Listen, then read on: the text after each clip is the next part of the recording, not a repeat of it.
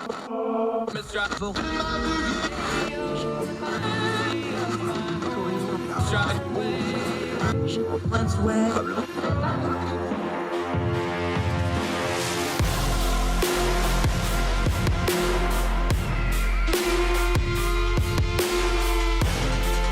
your host, Andrew Donaldson.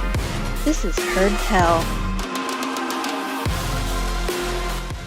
It's Heard Tell Show. You feel that coming up your spine, kind of tingling a little bit, like the cold hand on the back of your neck. No, it's not death or a spectrum. That's just Monday, but it's okay. We're going to get through it together. I'm Andrew Donaldson. Thank you so much for joining Heard Tell on this May the 9th year of our Lord 2022.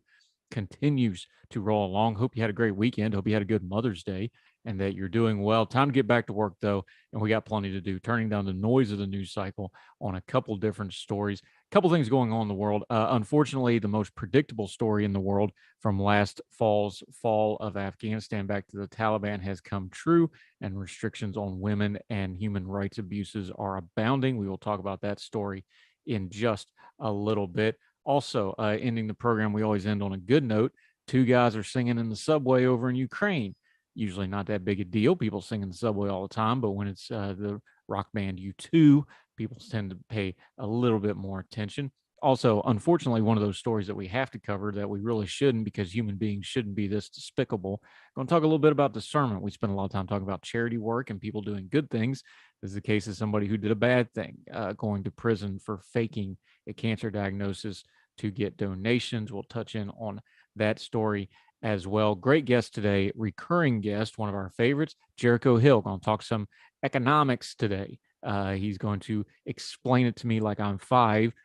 Things like the new inflation numbers, like the new GDP numbers, all this data, all this math stuff that I'm not great at. What does it mean? Because we continue to have conflicting things in the economy where some numbers look great, other numbers look bad. What does it all mean? Jericho Hill on the program today, talking economics. But first, back to the topic du jour that we just can't get away from in the news media right now. Abortion is still on everybody's mind ever since the Roe v. Wade Alito draft, everybody's calling it, came out in the press. They call it a leak. We've already covered. It's not a leak. No such thing as a leak. Somebody wanted it out. I'm sure we'll find out in due course who it is. But it's interesting. Last week, I was actually invited on to Times Radio. That's the Times of London, one of the most influential papers in the world, their radio branch that does their media content. And I was doing an interview for them, talking to our UK friends, trying to explain why this is such a big deal to them. And one of the questions I got asked right off the bat by Caleb McDonald, who's great, by the way, go follow him. They do great work over there. First thing he asked me, he goes, "This is going to bring out protests on both sides, isn't it?" And it has. No sooner than the news broke, then people started showing up at the Supreme Court, and they had to put up extra barricades and things like this. And now we have people protesting near the justices' homes in Maryland. The rhetoric online is getting louder and louder, especially as people that are politicians and office holders tend to go to more extreme things to try to gin up things in what is already a very contentious election year. So the rhetoric's cranked up, passions are cranked up, people are on edge. And like I was explaining to our UK friends, this isn't just happening in a vacuum. This is over 40 years of culture and politics that have been well tuned to drive emotion on this topic, all coming to a head. There's a lot of cross streams when we talk about abortion. There's a lot of things that intermesh, things like faith, things like science, things like medicine, things like privacy, the law, legislation. What, and at the core of it, what does it mean to be human? When does life even start? What is life? These are very tough questions. And instead of digging into them in a responsible manner with some grown folk talk, we're using buzzwords and slinging invective at each other. But that's kind of what we do, so we can't bemoan it. We just need to figure out a way to get through it.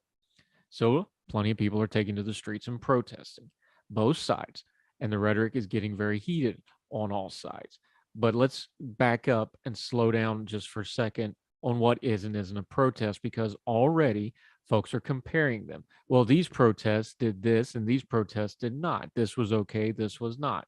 Let's just cut through the noise of that right now. You have a right to protest whatever you want to protest. You have a right to protest in the streets.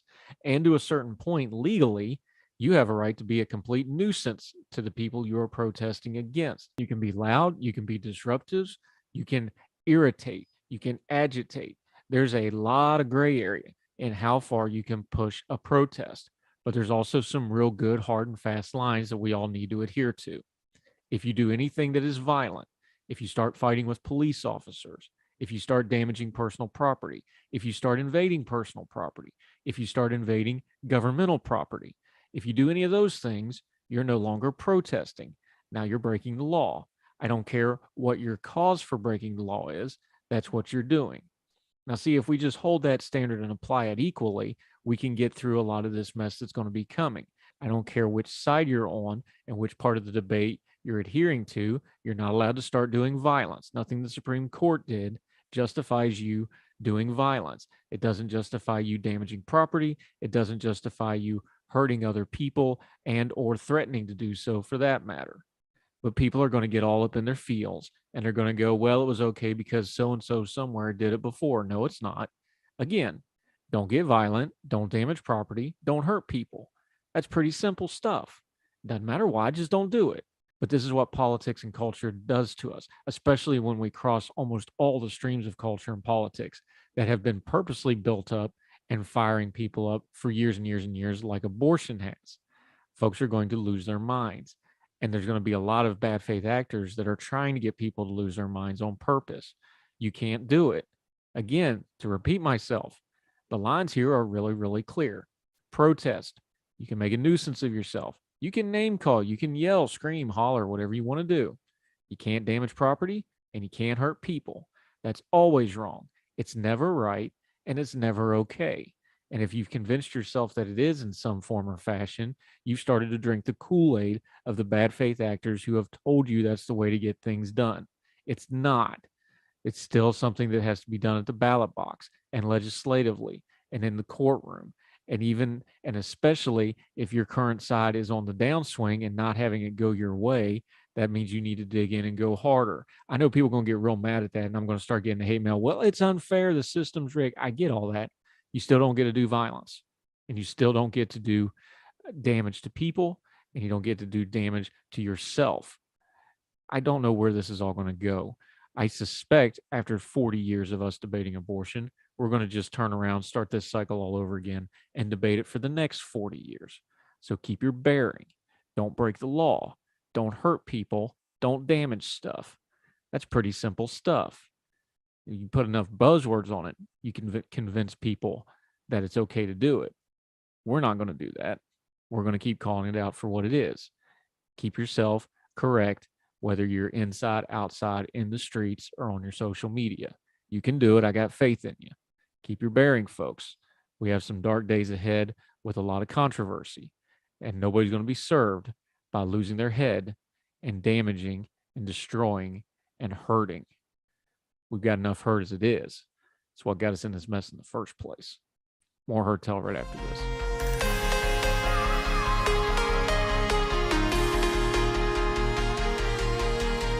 Welcome back to Herd Tell. I'm Andrew Donaldson. Thank you so much for giving us the most precious thing you have on this Monday, your time. We sure appreciate it. Unfortunately, one of the most predictable stories that we've covered before on Herd Tell. We don't like to do drive-by stories where we just hit something and then forget about it. We try to come back and touch on things. Over in Afghanistan, what was pretty much predictable from the moment that the Taliban retook the country has now occurred. From France24.com, French news agency. The Taliban on Saturday imposed one of the harshest restrictions on Afghan women since seizing power, ordering them to all wear the full covering burqa in public at all times. The militants took back of the country in August of last year, promising a softer role that their last stint in power between 1996 and 2001, which was dominated by human rights abuses. We all knew that was BS from the go anyway. But they had already imposed a slew of restrictions on women, banning them from any jobs, secondary education, and from traveling alone outside of their cities or Afghanistan. On Saturday, Afghanistan's supreme leader and Taliban chief, I'm not even going to try to pronounce his name because he's a despicable human being, screw him, announced a strict dress code for women when they are in public. They should wear a head-to-toe burqa as is traditional and respectful. He decreed in his name released by Taliban authorities in a ceremony in Kabul. Imagine having a ceremony where you basically tell women that they're not allowed to go out in public unless they're completely covered up. That calls for a ceremony, of course. Ridiculous. Those women who are not too old or young must cover their face except their eyes as per Sharia directives in order to avoid provocation when meeting men who are not Maram, the adult close male relatives. The order was expected to spark a flurry of condemnations abroad, which that and $5.95 will get you a coffee at Starbucks. Many in the international community want humanitarian aid for Afghanistan and recognition of the Taliban government to be linked to the restoration of women's rights. The decree also said that if women had no important work outside, it was better for them to stay at home. During their first regime, the Taliban had made the burqa compulsory for women. Since their return to power, their feared Ministry for Promotion of Virtue and Prevention of Vice. Let's pause here for a second. Notice how the prevention of vice is always on the women and never on the men to control themselves. Has issued several guidelines on what women should wear, but Saturday's edict was the first such national order. The hardline Islamists triggered an international outrage in March when they ordered secondary schools for girls closed to shut just hours after reopening them for the first time since they seized power. Officials have never justified the ban, apart from saying the education of girls must be in according to, quote, Islamic principles. That ban was also issued by the same leader. According to several Taliban officials, women have been ordered to visit parks in the capital on separate days from men. Some Afghan women initially pushed back strongly, holding small demonstrations and protests, but the Taliban has now cracked down on these unsanctioned rallies and rounded up the ringleaders, holding them incommunicado while denying they had been detained. God help them. In the 20 years between the Taliban's two reigns, girls were allowed to go to school and women were able to seek employment in all sectors throughout the country, remained socially conservative. In a deeply conservative and patriarchal Afghanistan, many women already wear the burqa in the rural areas. You remember those awful images back in August when we were trying to evacuate people from Afghanistan. Why would they try to crowd on airplanes? Why would they throw their babies up onto the walls to soldiers to try to get them out? Why were people hanging and falling off the aircraft? This is why. Everybody knew what was coming. Now, we're not going to relitigate all of the failures of the 20 years that America spent in Afghanistan. We could spend a long, long time, and we will, trying to rehash and understand and try to learn the lessons and the failures there. One thing that came out of that, though, there was some rhetoric from folks in the country very derisively saying, oh, well, that was all, we did all that just so girls could go to school. That's a worthy cause. You can argue how many American lives were necessary to be put on the line for Afghanistan women to go to school. But women's rights, girls going to school, women not being treated as property, those are always values that America should stand up for. And that derisive rhetoric, oh, so they couldn't go to school, that meets reality now. And it's a harsh, ugly reality. Yes, it's worth it to fight against evil people in the world who treat women like this. Shame we made a hash of it. More Herd Tell right after this. Now let me see you go off like a bomb.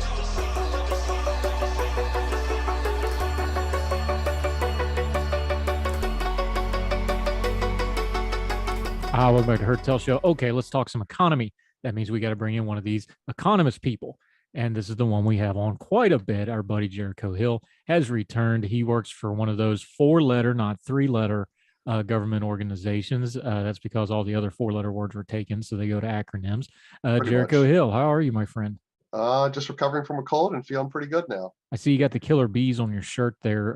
That would be great if our government actually did budgets, but it would be, but you know, we haven't done budgets for several decades now, and we probably won't do budgets for several decades. It's more about your personal budget is what I'm advocating. You need to update that for the current parlance and back that budget up. Maybe would be a good shirt. So, that might be a retro shirt, but okay. All right. We've got, once again, we have what looks on the surface to be conflicting economic information. We're in this really weird thing where we have a growing economy coming out of the pandemic, but all the indicators that we usually use say things are awful, but at the same time, things aren't really awful to people other than gas prices and inflation and things like this. The GDP number did the same thing. Everybody thinks it's terrible and everybody thinks it's no big deal. Is it one, the other, or somewhere in the middle?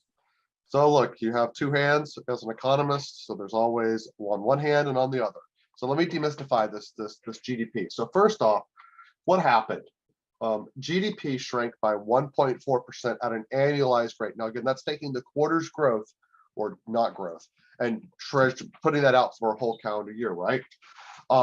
And expectations were that it was going to be, it was going to grow at a slow rate. So the fact that it was negative, right, it was kind of a big miss. And so everyone's trying to figure out what exactly happened here. So look, it's a bad number, right? The slowing economy. The first thing that I want to say about this, though, is if you're a non-economist, one fact I want you to have is quarter one of any year is historically the lowest growth quarter. That is without fail. I can go back 3 decades, and it's just a pattern that holds up. So even, there's probably, reasons why quarter one is always weaker compared to, say, quarter four typically, right? Part of that might be because of companies in normal years buying up inventory in quarter four for the Christmas shopping season, and them not buying inventory in quarter one because they have a bunch of crap they got to get rid of. Okay, so we actually see this in the data. We see that inventory was not filled up like it had been. In fact, inventory contributed to almost a full percentage point. So you could back it out, and basically GDP growth would have been about a negative 0.5 instead of negative 1.4 annualized if we didn't have this inventory thing. So that's the first thing that I want to get out of the way is quarter one's pretty much always bad for the year. It's almost always driven by inventory. And here again, it's driven by inventory. So that's one thing that I want to say. The second thing, that we see is one of the misses was people's consumption. We expected it to grow by 3.5%. It rose by 2.7%. So I think we can sort of now say, look, I told you that if we actually had the inventory thing sorted out, we'd be at negative 0.5. And then if consumption rose the way we thought it was going to, we would have been positive 0.2 or 0.3%. It was still a bad number, right? This is still bad. But, we can sort of get to figuring that out. One thing I want to say is there's a lot of articles that go into how net exports contributed to this. This is an accounting identity in econ. And so if you're blaming the bad GDP number on exports or net exports or imports, you don't understand basic math. So just ignore all takes that deal with that. So that's sort of like what's happened now.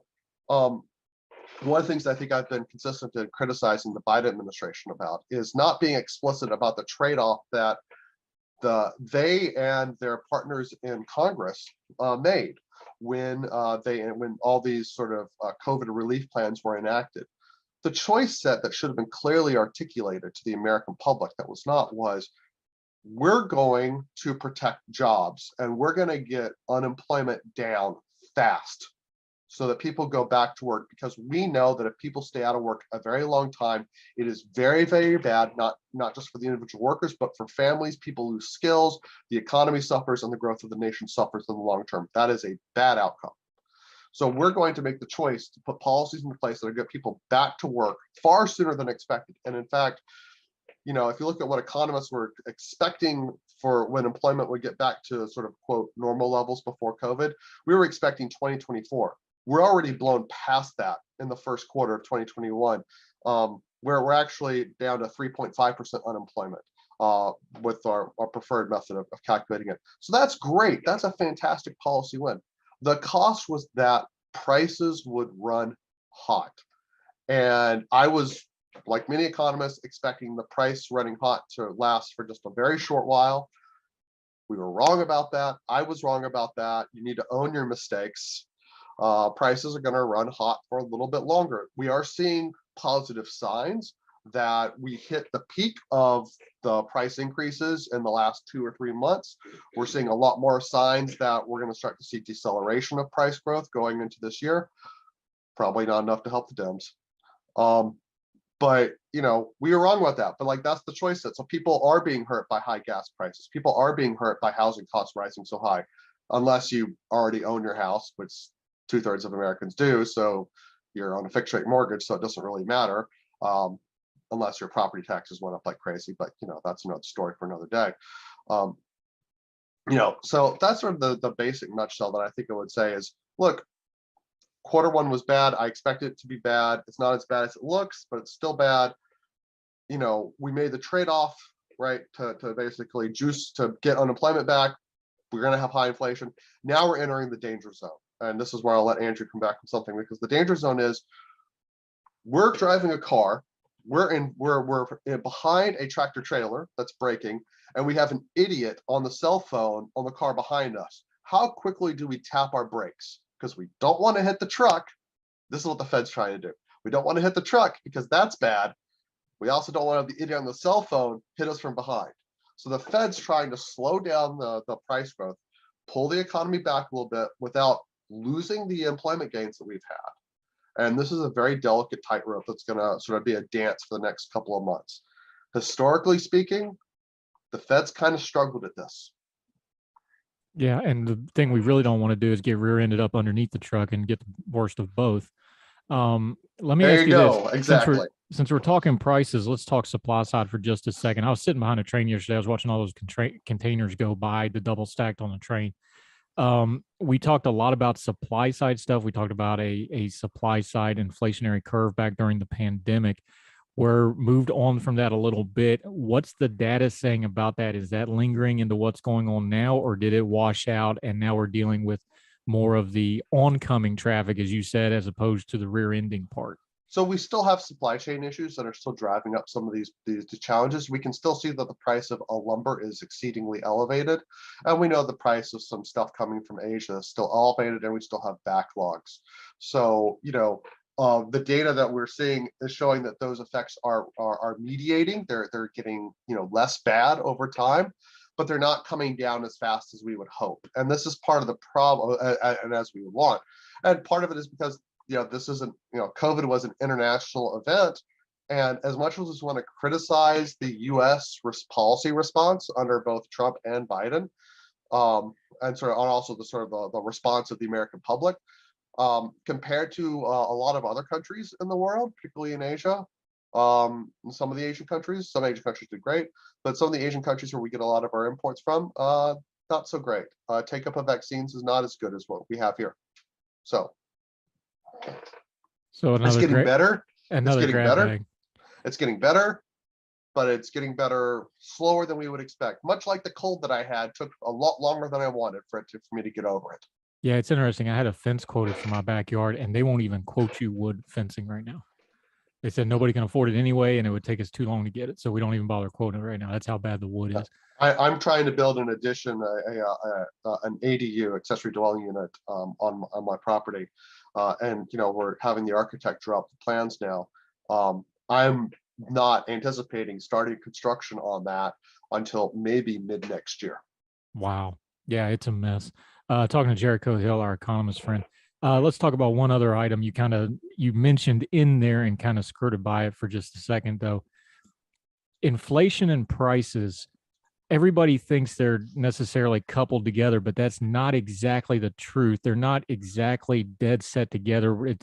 Talk about the relationship there with the prices a consumer sees on the shelves and inflation, because there is some lag there. There's some waves to those sorts of things. Talk about that, because everybody just assumes, well, inflation and prices, they're linked together. They go up and they go up. That's not exactly, it's a little more nuanced than that, isn't it? Well, yeah, I think the nuance is it depends on what type of U.S. household you are. If you're a household that owns your home on a fixed rate mortgage, property price increase, property price, appreciation, inflation, rent inflation doesn't really affect you, right? And that's a huge part of your budget. Now, if you're a renter or you're someone trying to buy and you have to buy because maybe you have to move to a city because you got a job there, right? That's going to weigh pretty heavily on you. That's going to be a pretty big impact on your budget. If you're, again, like we saw this for a long time, we talked about the used car market. If you were someone who couldn't afford a new car and you need to buy a used car, you were paying a lot of money for that. If you're someone whose household consumes lots of energy, maybe you have a lot of little rugrats running around, your you're subject to a lot more inflation than say a childless couple, or a single person living at home, or just a couple with one kid. So these price changes affect people differently. It also depends on where you shop. Like certain retailers are going to see higher price increases than others because of how they source their supply chains. So, if you shop at Costco, maybe it's when you're in that demographic, you're not so affected. And I think that's sort of, where we might lose track as policymakers up here in DC, is we're in a particular kind of bubble. Most of us are homeowners. Most of us do buy from Costco. Most of us are fairly insulated from a lot of the costs that a lot of Americans outside of these big cities are dealing with. And we have to sort of keep that in mind. And I understand, why there's some angst there, and why there's desire to bring that back down. Again, the trade-off was, did you want to be working, right, and have a job and not be out of work, or do we want to face these high prices? I would take the higher prices as a choice every day over leaving people long-term unemployed. And I think that destroys families far more than, what I hope is, maybe another year of dealing with price changes that are coming down but still elevated, and maybe we get back to normal next year, right? Yeah. If that's the choice that I'm happy with the temporary pain there. Yeah, Jericho Hill, our economist friend, breaking this down so even I can understand it. We're going to take a quick break. We come back on Hartel. We'll get into more of this economic stuff. We'll get into the politics of it. It is an election year. I'm going to ask him a little bit of rapid fire, see what an economist thinks about some of the campaign lingo that we're going to be hearing over the next couple months. Jericho Hill on Hartel right after.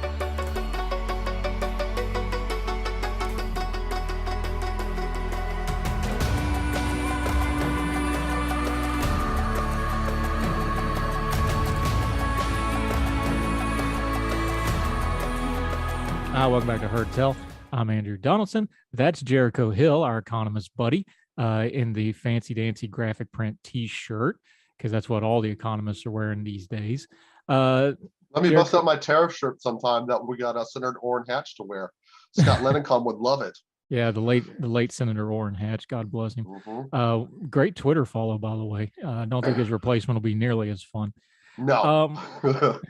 Let's talk economy for just a second. This is an election year, so I want to ask you a couple things. Since you're the economist and I'm not, I'm going to throw you some of the buzzwords we're going to hear, because let's be honest, this is the 8th or 9th most important election of my lifetime, to be followed by the 10th most important election of the lifetime next week. We hear the exact same. I agree with you on that. I am with you 100%. Yeah, we hear the same economic terminology every election. So I'm just going to ask you how they land with you when you hear them on a campaign ad. You're there in Northern Virginia, so I'm sure your airwaves are all campaign commercials right now. It's pretty brutal where I'm at. So let's hit a couple of these real quick. But just be glad you're not in Georgia. Our friend Jason Downey just had him on the program talking about it, and he said, there is nothing but campaign ads right now. I was just talking to a radio buddy. He was like, yeah, I hate it. He's like, all my commercials on the radio station, but it's paying the bills. We paid the whole quarter off in one ad buy. Thank you, Club for Growth.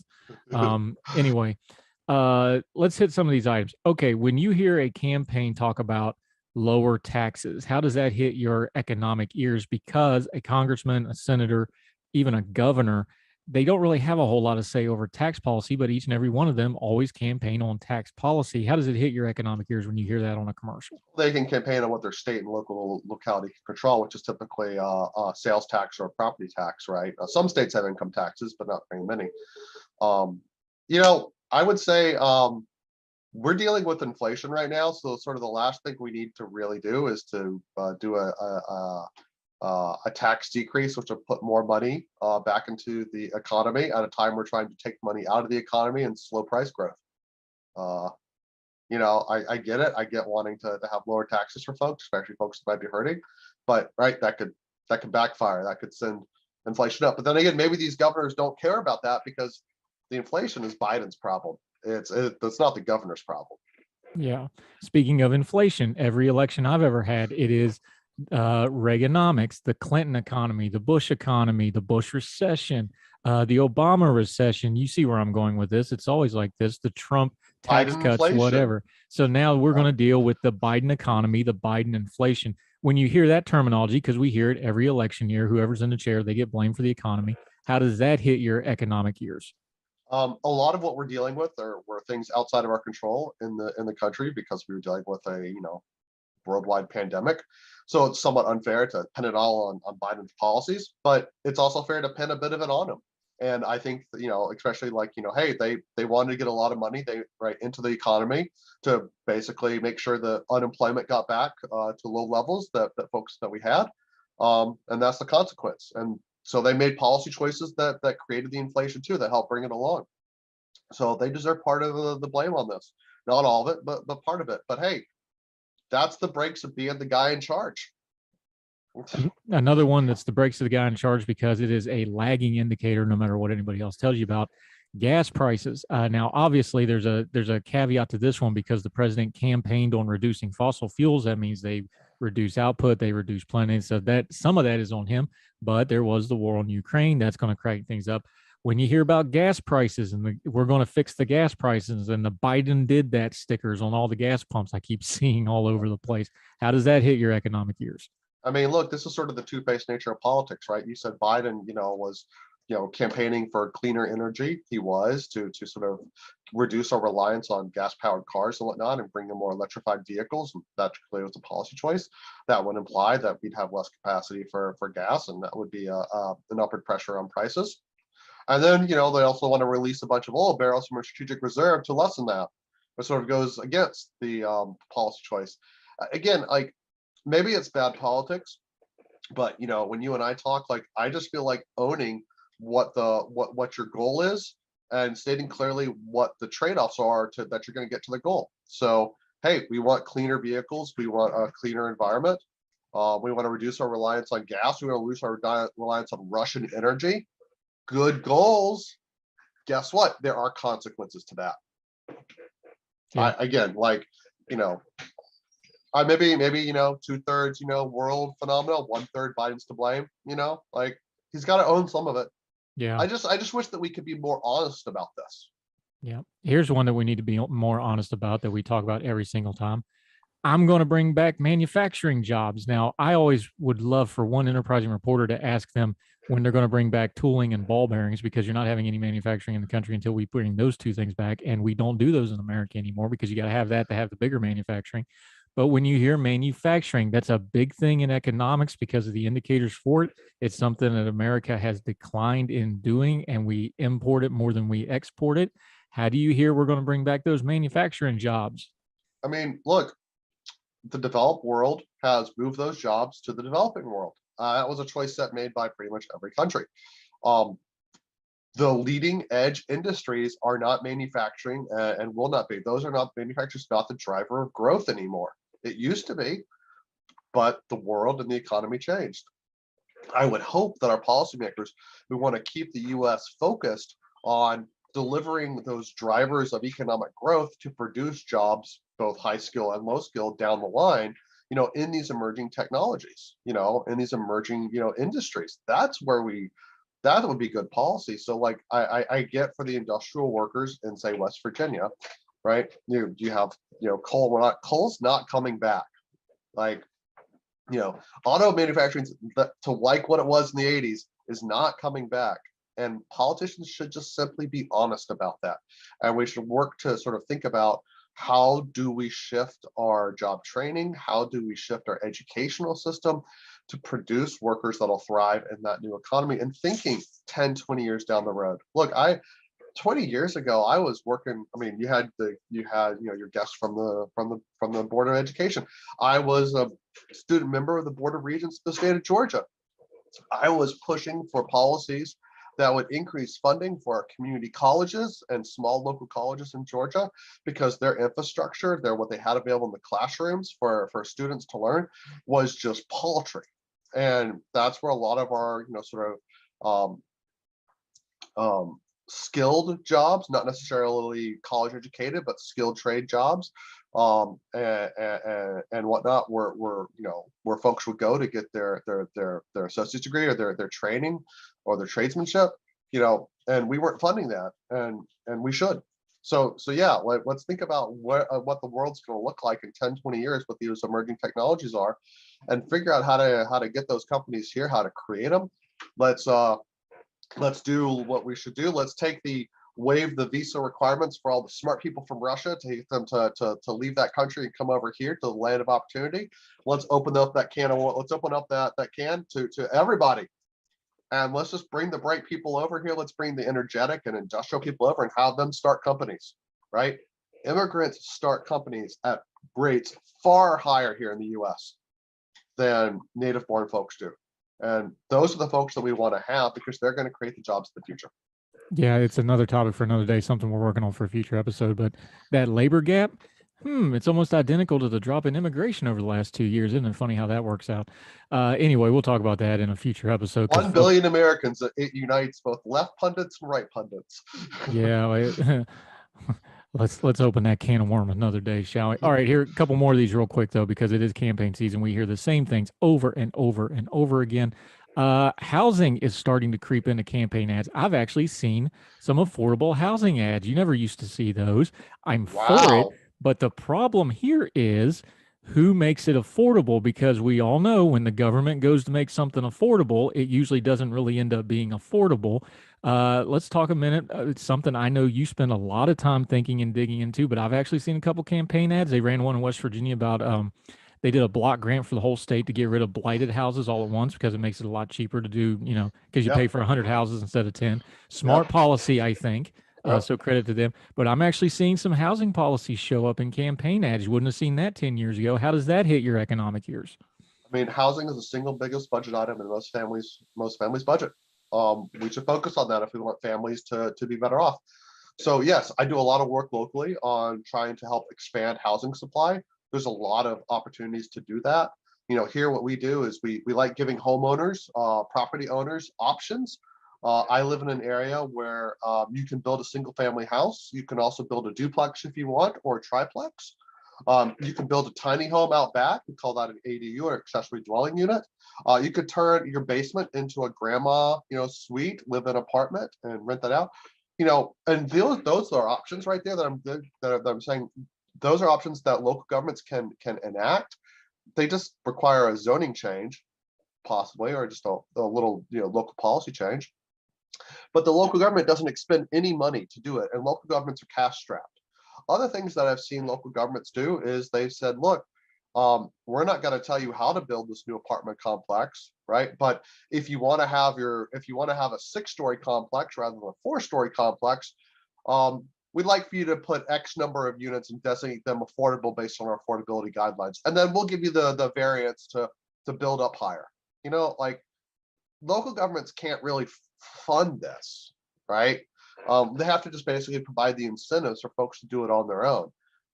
And so I agree with Andrew. Like, we've had experience of look, we built Section 8 housing a long time ago in this country, right? And we concentrated low-income families into the same area. And that had consequences that were not good for those low-income families. And now we're seeing a lot more mixed-use planning and development, mixed income development, which based on the research, has better financial outcomes for those lower-income persons, better financial stability, better household stability. So, things that we can do for that, but it's not going to really come from a federal level, right? The federal government can't dictate zoning. That's a local thing. It's going to have to come from local folks saying, look, we want people who have lived in this area to continue to live here, right? And we need to help make that affordable, give them options. We want to have a diverse set of people, young and old, being able to live here. So we need to have a diverse set of housing options for them, and try to work change locally. But you're also going to have to do that without. You're going to need developers. You're going to need a private sector, because local governments can't afford this. Yeah. Jericho Hill, our economist buddy, he joins us frequently, always working face, never as a heel.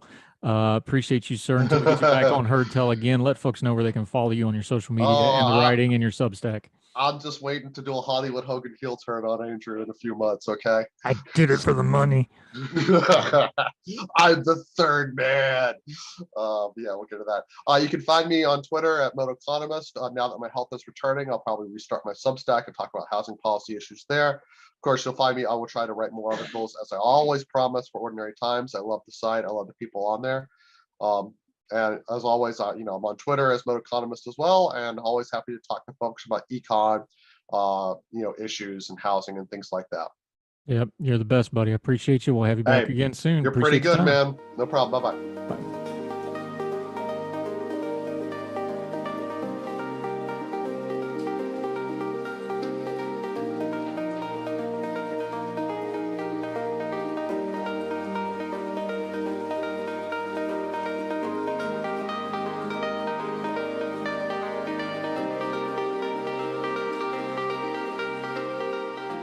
Welcome back to Heard Tell. These stories just burn me up. We talk all the time on here why we do what we do and how we do it on Heard Tell. We turn down the noise, we get to the information. We do that because the most important thing you can do when you're dealing with media and stories in the media is your own discernment. And it's something that is an acquired skill set. You got to work at. Even the best you do with it, you sometimes fall because there's a lot of nonsense out there. But discernment's really, really important. And it pays to be discerning when it comes to things like charity. We talk a lot about charity on this show. Our final segment every week is usually somebody doing something charitable, if not outright charity work. We do that on purpose. We want to highlight the good of what humans being out there are doing, because it gets really easy to get down in the hole of all the dark stuff, because we got to cover politics and culture, which, let's face it, oftentimes don't bring out the best in folks. This person, however, pretty despicable. KTVU, that's out in the Bay Area, San Jose, California, a South Bay woman who pretended to have cancer and raised more than $100,000 in donations was sentenced in federal court to 5 years in prison. Turned out she didn't have cancer at all. Amanda Christine Riley raised $105,000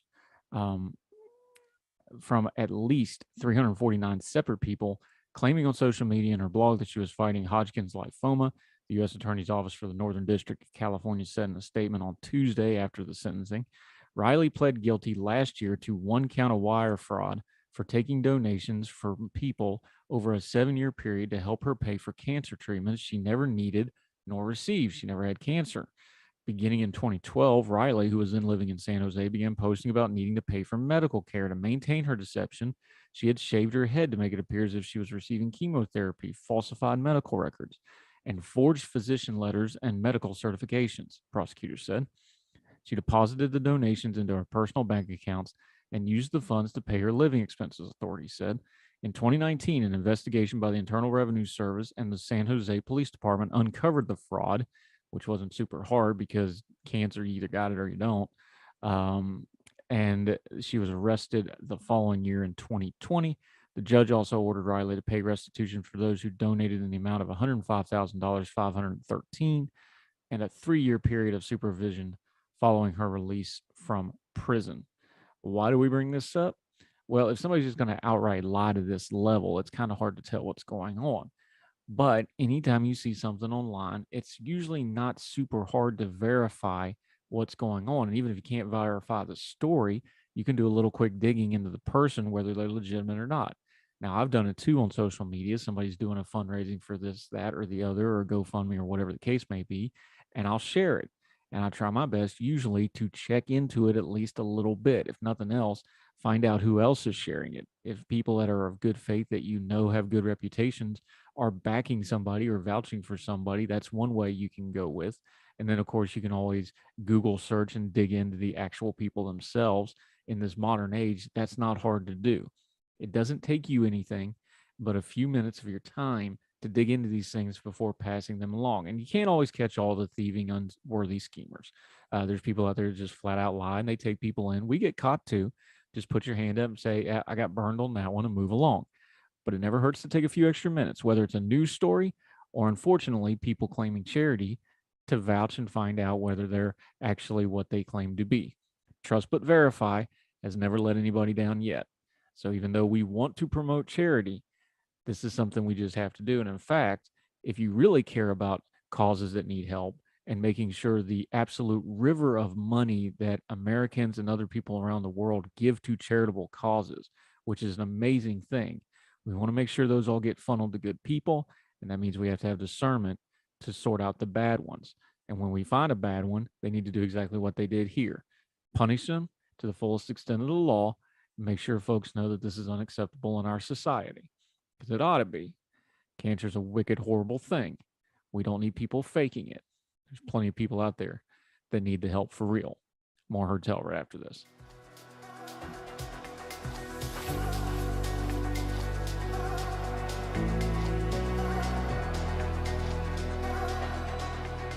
Welcome back to Heard Tell. You know, we always end on a bit of a happier note, or at least try to. So when Paul David Hewson and David Hal Evans rolled into Ukraine, into Kiev, down in the metro station to play an acoustic guitar set, that's not normally what you might find playing in a subway station. Number one, because it's a war zone, people are sheltering in place down there. Even though Kiev's lifted a little bit, it's still symbolic that that's where the people hid out and tried to survive the Russian bombardment. But these aren't your normal peddling musicians down in the subway, because that's Bono and the Edge of the band U2. They went into Kiev, they went to Ukraine at the invitation of Vladimir Zelensky and played a set from Rolling Stone following a personal invitation from the Ukrainian president. Bono and the Edge from U2 visited Kiev to perform an acoustic concert in one of the city's subway stations that had turned into a bomb shelter. The people of Ukraine are not fighting just for your own freedom. You're fighting for all of us who love freedom, Bono told the audience, which included soldiers and a contingent of press. We pray you will enjoy some of that peace soon. Along with the Irish Times, the set included performances of U2 hits like With or Without You, Desire, Angel of Harlem, Vertigo, and a rendition of Benny King's Stand By Me that replaced the titular Me with Ukraine. Throughout the intimate set, U2 duo were joined on stage by makeshift Ukrainian musicians thrust into military duty, mostly still wearing their uniforms due to the Russian invasion. Bono also penned a poem about the Ukrainian invasion that was read by U.S. Speaker of the House Nancy Pelosi for some reason that I don't care to get into, think about, or dwell on.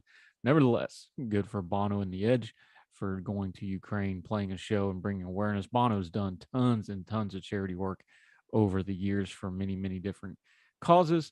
So good on them.